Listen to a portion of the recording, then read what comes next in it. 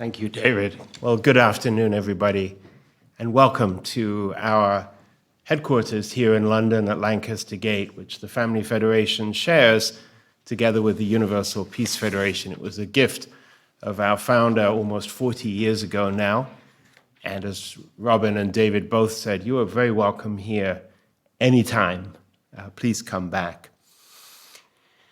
You know, for the last 40 years, more or less, there's always been a place in my mind, a little bit at the back, aware of the conflicts and the struggles in Afghanistan. I've never been there, but when I was living in London in the 1980s, a much younger man, the narrative was a lot about the Soviet invasion of Afghanistan and the heroic resistance of the Mujahideen, the freedom fighters. A few years later, when I was living in New York in 2001, particularly on September 11th, I was in New York City that day, suddenly the narrative changed. Now, Afghanistan was about Al-Qaeda and Osama bin Laden.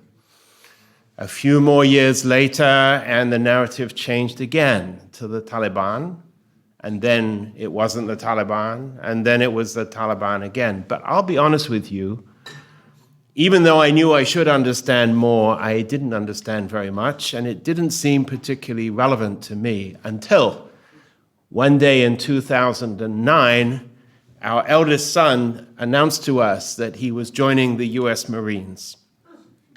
And I asked him why, and he said it's very simple. I heard that in Afghanistan and other countries, women were being prevented from going to school, to study, and sometimes even being disfigured if they tried to resist. And I feel I should do something to stop that. Well, like many a young man, you know, the ideas that he had and the reality of what he could do were quite different. But as it happened, he was never called to combat, so we were grateful for that. But I can tell you, during those years, we were very interested in Afghanistan and what was happening. And then our attention moved on.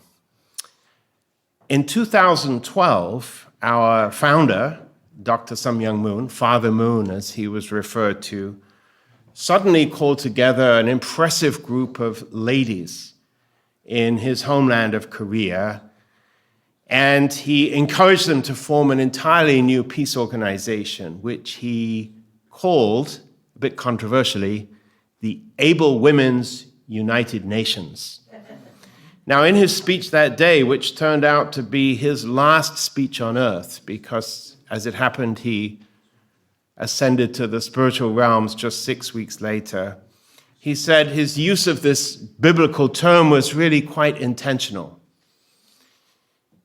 He said humanity's always been faced with choices, the choice between peace or war, violence or kindness, confrontation or reconciliation.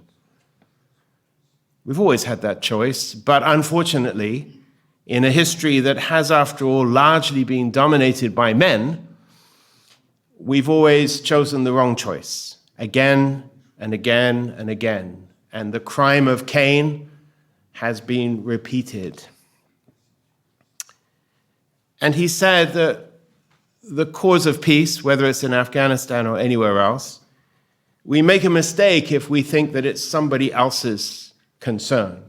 Some distant organization like the United Nations, or a government, or a parliament, said no, the path to peace starts much closer. In fact, it starts within the human heart, because if we are not at peace, even with our neighbors, our family, our spouse, we certainly will not be able to find peace somewhere else. And even deeper than that, if we don't have peace in ourselves, and particularly if we don't have peace with God, there is no peace.